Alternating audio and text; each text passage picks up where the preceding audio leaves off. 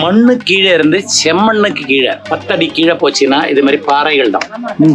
இது செம்மண் பாறை. அந்த 9 இன்ச்சுன்னா 10 இன்ச்சு 11 இன்ச்சு அந்த குச்சி இருக்கும். அந்த அளவுக்கு வெட்டி எடுத்து அப்படி நம்பி எடுப்பாங்க. எடுத்துட்டு மறுபடியும் செதுக்குவாங்க. பாருங்க எவ்வளவு அழகா அந்த காலத்துலயே அவ்வளவு தூரம் அழகா பண்ணிருக்காங்க. அத்தனை விளக்கிலேயே எண்ணெய் ஊத்தி திரி கொளுத்தி பார்க்கும்போது தீபாலங்காரத்துல ரொம்ப ஐஸ்வர்யமா இருக்கும் கோவில் பாக்குறதுக்கு. ஆமா, பிதர்களுக்கு நம்ம செய்ய வேண்டிய பூஜை என்னன்னா சாயூஜ்ய பூஜை. அவங்களுடைய ஆத்மா சாந்தி அடைவதற்கான சாயூஜ்ய பூஜை.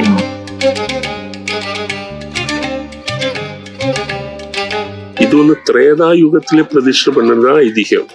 இப்போ திரேதா யுகத்தில் இட்சுக்கு ராஜவம்சம் உங்களுக்கு தெரியும், ஸ்ரீராமனுடைய ராஜவம்சம். அதில் 39வது ராஜு தான் ஸ்ரீராமன். ஒரு சின்ன வயசுல அயோத்தியை விட்டு வெளியே போயாச்சு.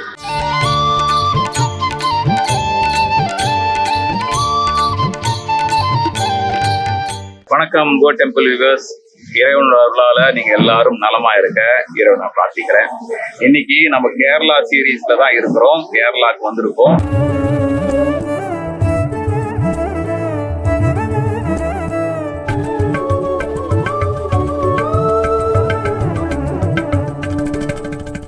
இன்னைக்கு நாம இருக்கிறது ஒரு அற்புதமான கஷேத்திரம். உங்களுக்கு எல்லாருக்குமே தெரிஞ்ச திருநாவா முகுந்தன் கஷேத்திரத்துல இருக்கிறோம். நம்மளுடைய 108 திவ்ய தேசத்துல ஒரு கஷேத்திரம் இது. திருமங்கை ஆழ்வார் மங்களாசாசனம் பாடல் பெற்ற இந்த அற்புதமான கஷேத்திரத்துக்கு இன்னைக்கு வந்திருக்கோம்.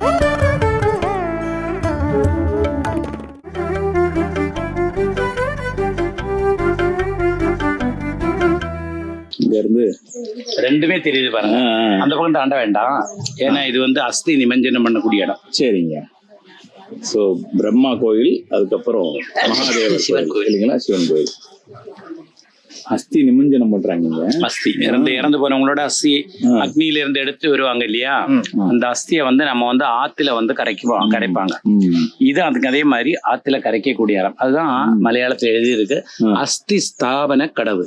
சரி, நம்ம உள்ள போக வேண்டிய அவசியம் வேண்டாம். ஆமா, இங்க பிரம்மா தெரிகிறார், அதுக்கப்புறம் மகாதேவர் தெரிகிறாரு தூரத்துல, பக்கத்துல. இந்த கேமராவில் டிஸ்டன்ஸ் தான் தெரியும், நீங்க நேர்ல வந்து பார்க்கணும். ஆமா, திரிமூர்த்திகளும் இங்க இருக்கிறதா? திரிமூர்த்திகளும் இங்க இருக்காங்க. நடுவில் வந்து நீங்க பாத்தீங்கன்னா அம்மன், அதாவது திரிபுரசுந்தரி ராஜராஜேஸ்வரி நடுவில், ஆற்றுக்கு நடுவில் நீங்க ட்ரையாங்கிள் போட்டீங்கன்னா, இந்த பிரம்மா விஷ்ணு மகேஸ்வரனோட ட்ரையாங்கிள் போட்டீங்கன்னா நடுவில் வந்து அம்மாவோட பீடம் இருக்கு. மகாமேரு ஆற்றுக்கு நடுவில். அது இவங்க இந்த கும்பமேளாவுக்கு வந்து மகாமேரு உள்ள பிரதிஷ்டை பண்ணாங்க. சரி சரி சரி. அப்படியே வளம் வரும். இப்படி இந்த அவுட்டர் பிரகாரம் இப்பதான் நம்ம பாக்குறோம். எவ்வளவு பிரம்மாண்டமா இருக்கு பாருங்க இந்த அவுட்டர் பிரகாரம். வெளி பிரகாரம் என்னங்க அந்த செவுரு வேலை, சுவர் கட்டுமான வேலை பாருங்க.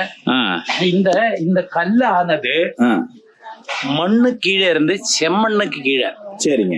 ரொம்ப ஒரு கிட்டத்தட்ட ஒரு 10 அடி கீழே போச்சுன்னா இது மாதிரி பாறைகள் தான். இது செம்மண் பாறை. சரிங்க. இத வந்து செதுக்கி எடுப்பாங்க. சரி. முன்னாடி என்னுடைய குழந்தை பருவத்தில எல்லாம் வந்து மண்ணை நீக்கி உளியால வெட்டி கையில அளவு குச்சி வச்சிருப்பாங்க. அந்த 9 இன்ச்சுன்னா 10 இன்ச்சு 11 இன்ச்சு அந்த குச்சி இருக்கும். அந்த அளவுக்கு வெட்டி எடுத்து அப்படி நம்பி எடுப்பாங்க. எடுத்துட்டு மறுபடியும் செதுக்குவாங்க. இப்ப எல்லாம் எல்லாமே யந்திரம் வந்துடுச்சு, எல்லாமே மிஷின்ல பண்றாங்க. பாருங்க எவ்வளவு அழகா அந்த காலத்துலயே அவ்வளவு தூரம் அழகா பண்ணிருக்காங்க. அதான் ஆர்கியாலஜி டிபார்ட்மெண்ட் இதை பிரிசர்வ் பண்றாங்க. அதனால அந்த போர்டை நம்ம பாக்குறோம். அதேதான். ஆமாங்க. இதெல்லாம் வந்து கோவிலை சுற்றி தீபாலங்காரத்துக்கு விளக்குகள் வைக்கக்கூடியது. இதெல்லாம் வேண்டுதல் இருக்கு. இந்த நாள் இந்த கிழமை நான் வந்து கோவிலை சுற்றி தீபாலங்காரம், இது பல ஆயிரக்கணக்குக்கு ஈவன் பணம் ஆகும். ஏன்னா இத்தனை விளக்கிலேயே எண்ணெய் ஊத்தி திரி கொளுத்தி பார்க்கும்போது தீபாலங்காரத்துல ரொம்ப ஐஸ்வர்யமா இருக்கும் கோவில் பாக்குறதுக்கு. ஆமா, இதுதான் அந்த அதான் வாயில். ஆமா, பேக் வாயில், திருப்பரங்கோடு போற வாயில். நேரா அந்த ரோடு இருக்கு, நம்ம ரோடு வழியா சாலை. அந்த காலத்துல இப்ப மரங்கள்லாம் வளர்ந்ததுன்னா, அந்த காலத்துல கட்டடங்கள் மரங்கள் எல்லாம் வர்றதுக்கு முன்னாடி அந்த கோவில்ல கொளுத்தக்கூடிய விளக்கு நம்மளுடைய கிரீஷ் நம்பூதிரியோட அப்பா காலத்துல இங்கிருந்து விளக்கு தெரியும் அப்படின்றாங்க. அவ்வளவு ஸ்ட்ரைட்டா இருக்கும். சரி சரி.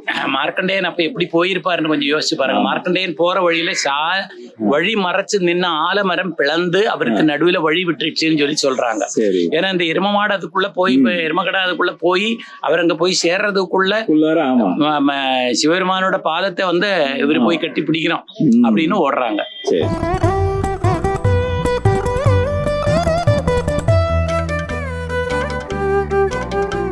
பெருமாளுக்கு நம் நவாமுகுந்த பெருமாளுக்கு மிகவும் பிடித்தமான பிரசாதங்கள், அதாவது இது என்னன்னு கேட்டீங்கன்னா பால் பாயசம் அவருக்கு ரொம்ப பிடிக்கும். சரி.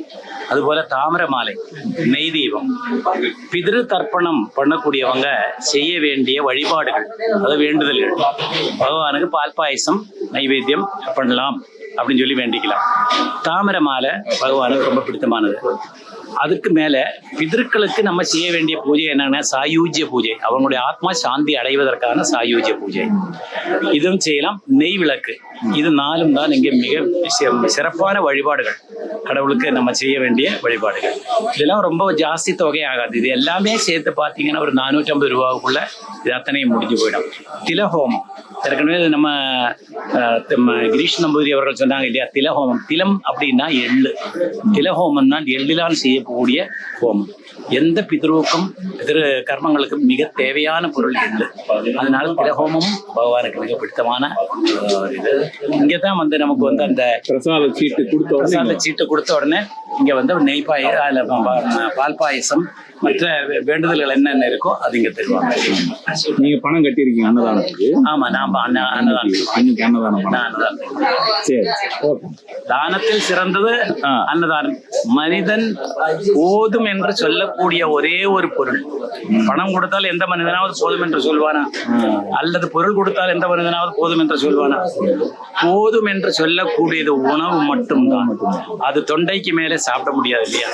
அதோட எனக்கு போதும், எனக்கு இவ்வளவு போதும், என்னதான் வயிறு ரொம்ப நாள் போதும் என்று சொல்ல முடியாது. அதனால அன்னதானம் சிறந்த இது.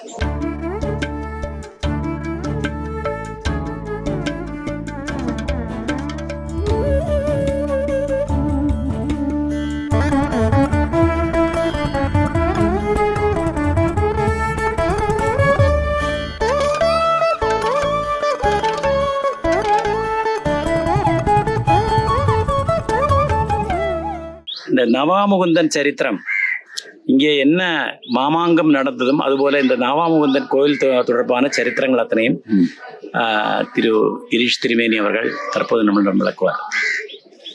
நமஸ்காரம். இப்போ கோவில் இப்போ நவாமுகுந்த கோவில் இது திரேதாயுகத்திலே பிரதிஷ்டை பண்ணதுதான் ஐதீகம். இப்போ திரேதாயுகத்துல இட்சுக் ராஜவம்சம் உங்களுக்கு தெரியும், ஸ்ரீராமனோட ராஜவம்சம். அதுல 39வது ராஜு தான் ஸ்ரீராமன். அதனோட பிஃபோர் ஸ்ரீராமன் 5வது ஜெனரேஷன் தான் ரிஷபன். அவருக்கு ஜெயந்தி அவரோட மனைவி பேரு. அவருக்கு 9 குழந்தைகள் பிறந்த. அவர் பிறந்ததுல இருந்தே அது யோகிகள் தான். அப்போ ஹரி முதல் கரபாஜம் வரைக்கும் 9 பேரு தான். அவர் சின்ன வயசுல அயோத்தியை விட்டு வெளியே போயாச்சு. அப்போ உலகம் பூரா சுத்தும் போது ஹிமாலயத்திலிருந்து அவர் தபஸ் அனுஷ்டிக்கும் போது அவருக்கு 9 சாலக்கிராமம் கிடைச்சு. 9 சாலக்கிராமம் கிடைச்சு அவர்கிட்ட ஒரு அசரீரி, அதாவது சவுண்டு மட்டும் கடவுள்கிட்ட இருந்து இது திவ்யமான ஒரு இடத்துல ஆஸ்பிஷியஸான இடத்துல பிரதிஷ்டை பண்ணணும் அப்படி சொல்லி 9 பேரும் அது ஒன்னா நடக்கல. முதல் ஆளு இங்க வந்து பிரதிஷ்டை பண்ணியாச்சு. அது கீழே போயாச்சு. 2வது ஆளு பிரதிஷ்டை பண்ணியாச்சு. 8 பேரும் அப்படி கீழே போகும்போது 9வது ஆளு வரும்போதுதான் தெரியும். ஏன்னா நமக்கு பிரதிஷ்டா கர்மத்துல தந்திர சமுச்சயப்படி அதுல நியமம் நிச்சயிக்க அப்படி ஒரு, அதாவது என்னெல்லாம் ஒரு பிரதிஷ்டை பண்ணும்போது வார்ஷிக ஆச்சரணம், தினாச்சரணம், என்னெல்லாம் நிவேதியங்கள் வேணும் இதெல்லாம் சொல்லி கொடுக்கணும். இல்லைன்னா சொல்லணும் அவ கடவுளுக்கு முன்னே இருந்த. இது யாரும் சொல்லி கொடுக்கல இருக்கு. அதனாலதான் கீழே போயாச்சுன்னு தெரிஞ்சு இவரு பிரதிஷ்டை பண்ணி அப்புறம் தாமரை மாலை, நெய் விளக்கு, பால் பாயசம், பால் பொங்கல், இது 3ம் முடங்காம சீரன்னு சொல்லிதான் 9வது பிரதிஷ்டையா இருந்தேன். இப்ப இங்க சாலக்கிராம பிரதிஷ்டையால சதுர்பாகுவா மகாவிஷ்ணு தான் இப்போ உங்களுக்கு உருவம் தெரியும். இதெல்லாம் உள்ளுக்குதான் இருக்கிறது. அதனால இங்க முட்டியில தான் பிரதிஷ்டை பண்ணிட்டே இருந்துச்சு ஒரு 100 வருஷம் முன்னுக்கு வரைக்கும். அப்படிதான் சொல்லணும். இல்லைன்னா இப்ப இந்த காலத்துல பார்த்தது யாரும் தெரியாது. ஆதி சங்கராச்சாரியில முட்டியில பிரதிஷ்டை பண்ணதான் ஐதீகம். அப்புறம் அப்புறம் அதனால இப்ப இங்க 108 திவ்ய தேசத்துல இங்கே மட்டும்தான் தனியா இருக்கிறது. எல்லாம் திருவிழா ஆரம்பிச்சிடும். திருப்பதி, திருநாவாய, திருவனந்தபுரம் எல்லாம் திருவிழா தான் ஆரம்பிச்சிடும். அப்போ இங்கே வந்து இப்படி ஒரு ஸ்பெஷாலிட்டி இருக்கிறதுனால, வைகுண்டதாயகனா மோட்சதாயகனா இருக்கிறதுனால திதி செய்யறதுக்கெல்லாம் ரொம்ப விசேஷம்.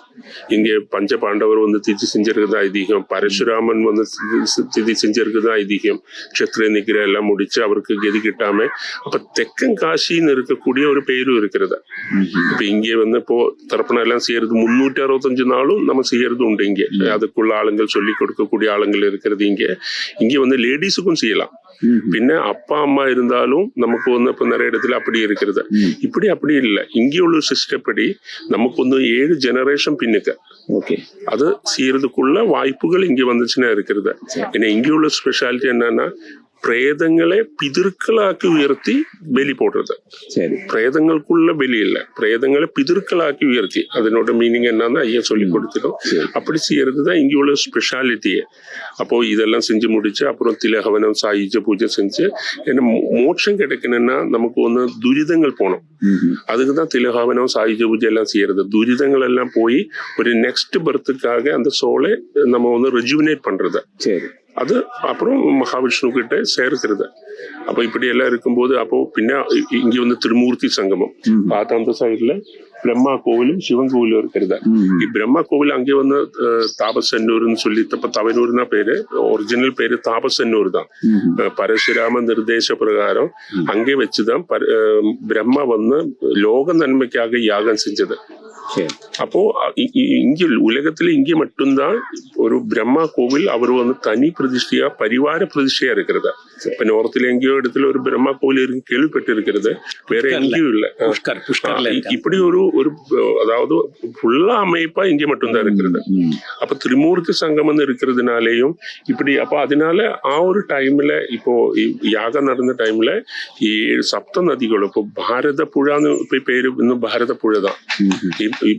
பாரதத்தினோட பேருல பாரதத்துல ஒரே ஒரு புழை இங்கதான் இருக்கிறது, வேற எங்கேயும் இல்லை. அப்போ பாரத புழையோட கூட சப்த நதிகளும் யாகம் நடக்கிற டைம்ல வெறும் அதாவது கூட சேர்த்து அப்படியே பூந்து இருக்கிறதுனால அந்த டைம்ல அதாவது மௌனி அமாவாசையில இருந்த தை மாசத்துல மௌனி அமாவாசையில இருந்து நெக்ஸ்ட் அமாவாசை வரைக்கும் இருக்கப்பட்ட டைம்ல வந்து இங்கே வந்து தர்ப்பணம் செய்யறதோ இல்லைன்னா ஸ்நானம் செய்யறதோ ரொம்ப விசேஷம். அதுக்கு பிறகுதான் மாக மகோத்சவம் ஆரம்பிச்சு அந்த காலத்துல. அப்புறம் ராஜா அந்த டைம்ல நிறைய பேர் ராஜாங்கள் எல்லாம் இங்கே வரும்போது இங்கே வச்சுதான் அப்படி ஒரு யாரு நெக்ஸ்ட் ராஜி ஆகணும் இல்லைன்னா அப்படி எல்லாம் அது அதனோட ஸ்டோரி அப்படிதான் போறது. அப்போ 271 வருஷம் முன்னுக்கு வந்து ஸ்டாப் பண்ணுன பிரிட்டிஷ் கொலோனியல் டைம்லயே அந்த டைம்ல கேதரிங் பண்ணக்கூடாதுன்னு சொல்லி ஸ்டாப் பண்ணது மறுபடியும் இந்த வருஷத்துல இருந்து பெரிய அளவில் ஆரம்பிச்சாச்சு. அப்ப கோவில் வந்து நமக்கு வந்து ரொம்ப விசேஷம். இங்க வந்து திதி செய்யறதும் முன்னோர்களுக்குள்ள பின்ன என்ன ஜாதி வந்தாலும் இங்கே உள்ள சிஸ்டம் படி தான் செஞ்சு கொடுக்கறது. அது தனித்தனியே ஜாதிக்கு தனித்தனியே இங்கே இல்லை. அது என்ன இருந்தாலும் இங்கே உள்ள சிஸ்டம் படி செஞ்சு கொடுக்கறது. இப்ப மோட்சதாயகனா மகாவிஷ்ணு இருக்கிறதுனால ரொம்ப விசேஷம்.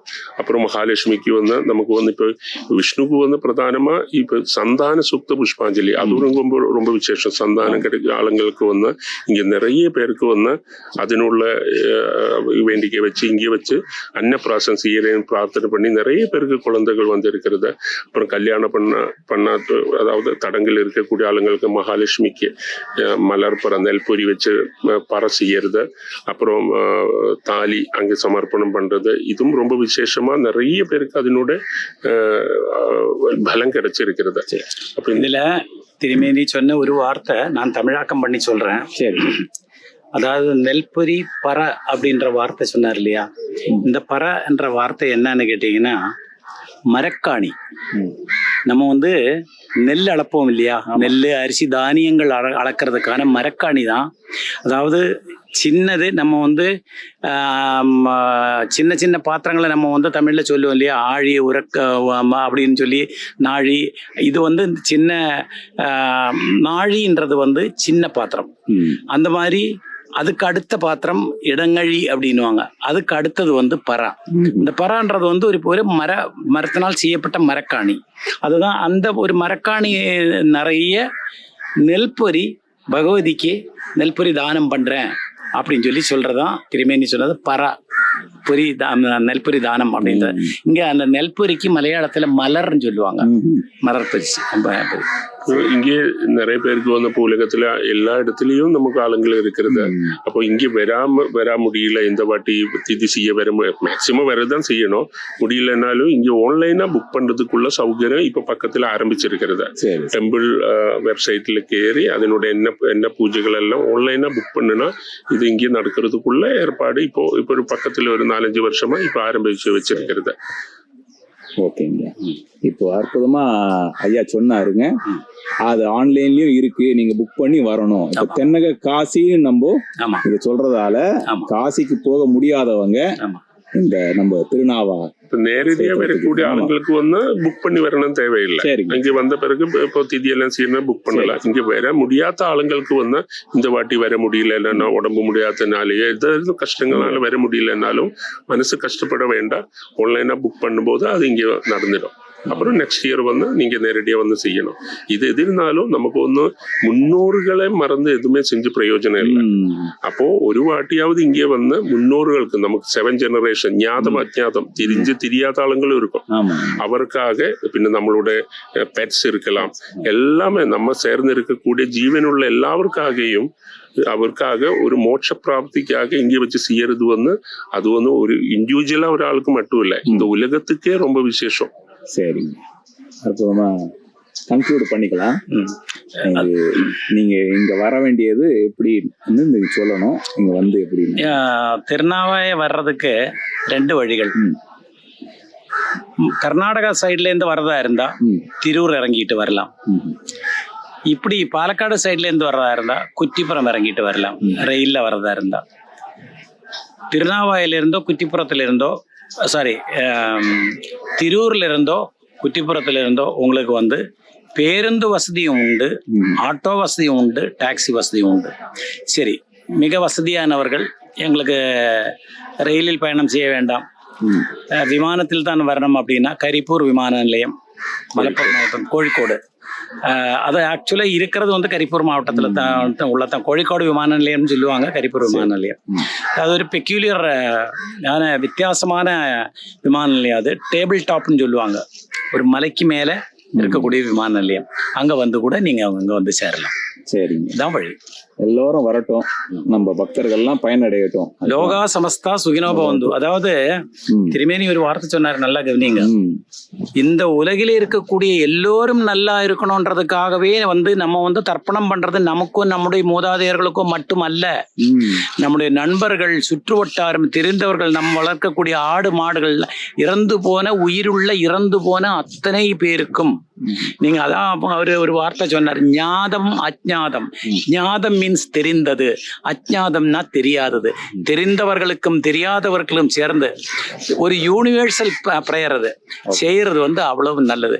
உண்மையிலேயே அந்த பிதர்தர்ப்பணம் செய்து போகும்போது நம்முடைய வாழ்க்கையில் இருக்கக்கூடிய மன கஷ்டங்கள் அத்தனையும் குறைந்து போகிறது. அதாவது பிதர்சாபம்ன்றது வந்து இருக்கே மிகப்பெரிய சாபம். அந்த பிதர்சாப மோட்சத்துக்கு நம்ம சிறந்த மண்ணு, சிறந்த ஊர், சிறந்த இடம். നമ്മളെ പിതൃക്കളെല്ലാം சொர்க்கத்திலேக்கு குடியிருந்த ஒரு சாந்தி தீரம். அதுதான் இது. இங்க இருந்துதான் அவரோட எமிகிரேஷன் பாயிண்ட்னு சொல்லும் இல்லையா, சாந்தி தீரம் தான் இது. ரொம்ப சந்தோஷம். இந்த படித்துறையை இவ்வளவு அழகா அமைச்சிருக்காங்க பாருங்க. இதெல்லாம் வந்து வெட்டுக்கல்லுகள். சரிங்க. செம்மண் பூமியில கீழுக்கு போக போக வெட்டுக்கல்லுகள். ஆனா இத்தனை வெட்டுக்கல்லுக்கு நடுவுல, மொத்தமா இத்தனை வெட்டுக்கல்லுக்கு நடுவுல இதை மட்டும் பாருங்கள்.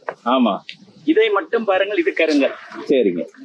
இது வந்து இப்ப திருமேனி சொல்லும் போதுதான் தெரியும், இந்த கருங்கல் வந்து நம்ம ஏற்கனவே சொன்னோமே பெருந்தச்சன் அப்படின்னு. அந்த பெருந்தச்சனால் வைக்கப்பட்டது. இதுவும் இங்க பக்கத்துல வந்து சமரவட்டம் ஐயப்பன் கோவில். இந்த ஆற்றின் நீர் இந்த அளவிற்கு வரும்போது அங்கே சமரவட்டத்தில் வந்து ஐயப்பனுக்கு ஆறாட்டு. இந்த நீர் அளவு வரும்போது அங்கே வந்து சமரவட்டத்தில் ஐயப்பனுக்கு ஆறாட்டு. அப்போ என்ன சயின்ஸ், என்ன டெக்னாலஜி அந்த காலத்துல எது இருந்தது, என்ன 5 கிலோமீட்டர் இருக்கும் அங்க ஆமா போறதுக்கு. ஆமா. நமஸ்காரம். நமஸ்காரம். ஐயா வந்து ஈஓ, இந்த கேவல் தேவஸ்தானத்தோட ஈஓ. சொல்லுங்க நீங்க. நமஸ்காரம். சாரை வந்து இங்க அறிமுகப்படுத்துறதுல ரொம்ப சந்தோஷம், ரொம்ப மகிழ்ச்சி. சார் திரு பரமேஸ்வரன் அவர்கள், இந்த கோவில் நிர்வாகி அவர் தான், எக்ஸிகியூட்டிவ் ஆபீசர் அவர் தான். சரி சரி. அதாவது ஒரு ஒரு ஒரு நிறுவனம், ஒரு நிர்வாகம் சிறப்பாக நடக்க வேண்டும் என்றால் அதற்கு ஒரு உதாரணம் வேண்டும். அதற்கு ஒரு உதாரணம் தான் ஐயா அவர்கள். மிக சிறப்பான மனிதர். நம்ம நேத்தே பார்த்தோம், வந்த உடனே அவருடைய உபசரிப்பு, முதல்ல வெல்கம். அவருக்கு உங்களை வந்து இனிமே அடுத்த தடவை பார்க்கும்போது தெரியவில்லை என்றால் கூட அவர் முதல்ல சொல்லக்கூடிய வாங்க உட்காருங்க. ஆமா, உங்களுக்கு தெரியணும்ன்ற அவசியமே கிடையாது. யாரு வந்தாலும் புன்சிரிப்போட வாங்க உட்காருங்க அப்படின்னு சொல்லிட்டு தான் மறுபடியும் பேசுவாங்க. நானும் நல்ல பழக்கம், ஆனாலும் 2-3 தடவை அவருக்கு என்னையே மிஸ் ஆயிடுச்சு. இருந்தாலும் நான் ஞாபகப்படுத்தும் போது ஐயோ எனக்கு மறந்து போயிட்டேன் அப்படின்னு சொல்லி சொல்லுவாங்க. நம்ம தமிழர்கள் இங்க வந்து அவங்களுக்கான பூஜைகளை பிரார்த்தனைகளை செய்யணும்னு இவர் ரொம்ப விருப்பப்படுறாரு. கண்டிப்பா நம்ம வந்து இந்த வீடியோ மூலமா நம்ம சொல்லி இருக்கோம். நிறைய தமிழர்கள் வருவாங்கயா. கண்டிப்பா நீங்க எங்களுக்கு எந்த ட்ரீட்மெண்ட்டோ அதே ட்ரீட்மெண்ட் தான் எல்லாருக்கும் கொடுக்க போறீங்க.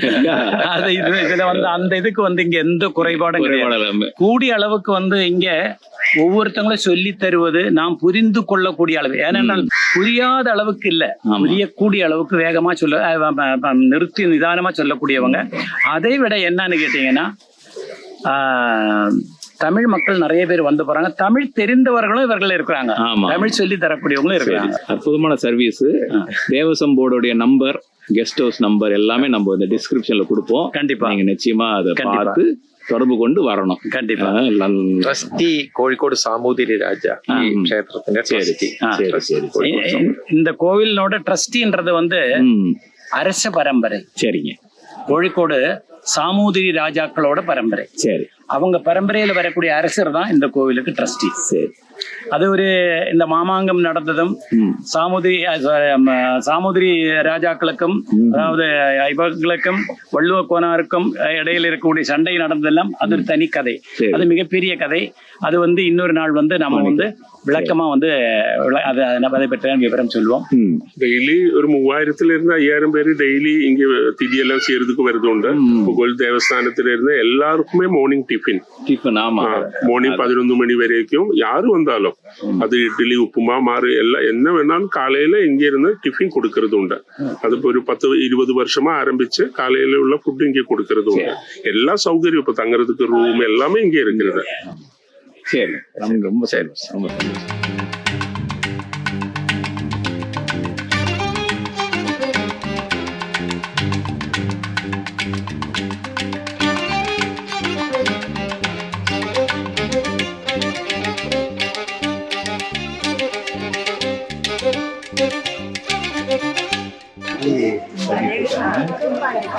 சாமிக்கு பூ கட்டிட்டு ரொம்ப அற்புதமா இங்க வந்தவங்க எல்லாருமே அவங்கவுங்க சேவையை செய்திருக்காங்க. நெல்பொரி பண்ணிட்டு அது வந்து முன்னாடி சொன்ன போல அம்மனை நெல்பொரி வச்சு பற வைக்குன்னு சொல்லும் இல்லையா, அதுக்காக ரெடி பண்ணி இருக்கிறது. ஏன்னா நெல்பொரியில பேடி இருக்கும், நெல் இருக்கும், அது இருக்கக்கூடாது. அப்போ ஒன்னொன்னா எடுத்து அது ரெடி பண்ணி வைக்கிறது. ஏன்னா ஒரு நாளைக்கு 10-15 எல்லாம் சம்டைம்ஸ் இருக்கிறது உண்டு. அப்போ எல்லாமே ரெடி பண்ணி வைக்கும் போது உங்களுக்கு எல்லாம் மக்கள் வரும்போது ஒரு சீக்கிரமா செஞ்சுட்டு போகலாம். சரி.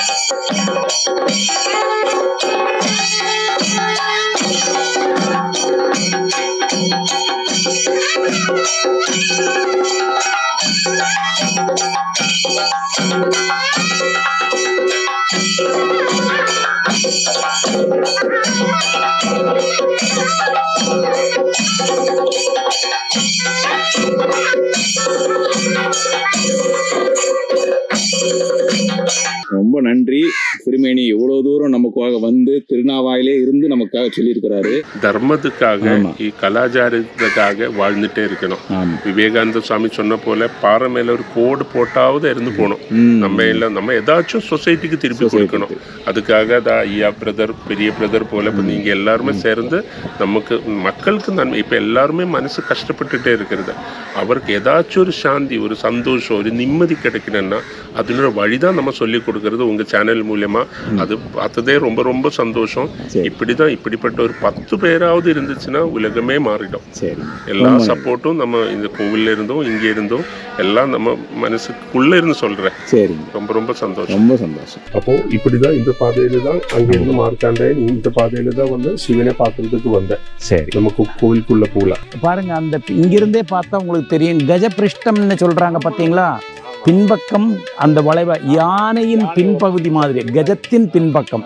மார்க்கண்டேயனுக்கு இங்க வந்த பிறகுதான் இந்த சிவலிங்கத்தை தான் கட்டி பிடிச்சு அந்த டைம்ல பாசமும் சேர்ந்து வந்தது. அப்ப அதனாலதான் இறந்து போய் 1 வருஷம் வரைக்கும் எந்த காரியங்களும் செய்யக்கூடாதுன்னு சொல்றது.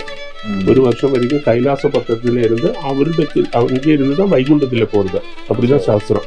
அப்போ சிவன் தான் நம்ம தான்.